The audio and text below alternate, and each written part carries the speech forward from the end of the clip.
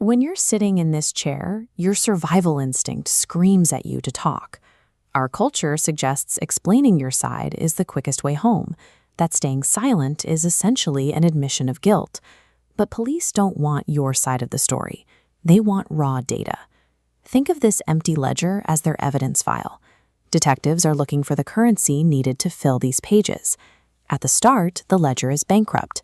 Police may have reasonable suspicion, but lack facts for a formal charge. To get there, they rely on you to fund the investigation with your own statements, using bluffs or lies to encourage the transaction. To see how these transactions play out, we're looking at 4 different suspects caught on camera: a gang leader, a career criminal with a high opinion of his own intellect, a famous rapper, and a heroin addict in the middle of withdrawal. Each one plays the game differently. But as the ledger fills up, it becomes clear that the suspect society expects to crack first is the only one who understands exactly how to close the account. Take Mark Denklo and David Wright. Both men were brought in for violent crimes, and both decided to waive their right to an attorney. They believed they could outplay the detectives by offering careful denials and detailed alibis. They were walking into a trap set 50 years ago.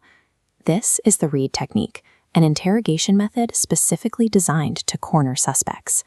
By bruising their egos and forcing them to defend their stories until they eventually slip. This timeline graphic shows how a suspect's stated movements lock into place. David, accused of murder, tries to brush off the police by claiming he was just riding his bike to meet a girl. The detectives use that specific detail as a rigid data point, chipping away at his options until his defense becomes impossible. Mark falls for a similar trap. Despite initially refusing to answer questions, he eventually spends 20 minutes lecturing the detectives on his motorcycle club's rules. He thinks he's being cooperative. In reality, he's handing investigators the raw material required to verify his involvement. By trying to control the narrative and defend their pride, Mark and David unknowingly funded the exact investigations that would be used to convict them. There is an outlier here. When the rapper Jonathan Kirk, or DayBaby, was brought in for an alleged robbery, he also chose to talk. But Kirk had immense wealth and status. He used that leverage to reject the detective's entire premise, pointing out that a man doing $30,000 deals doesn't need to rob someone for an iPhone. His aggressive defense worked, and he walked free. But this is a high-wire act, where a single misspoken word or contradictory detail gives the police the exact leverage needed to press a felony charge. Kirk's success is a dangerous anomaly.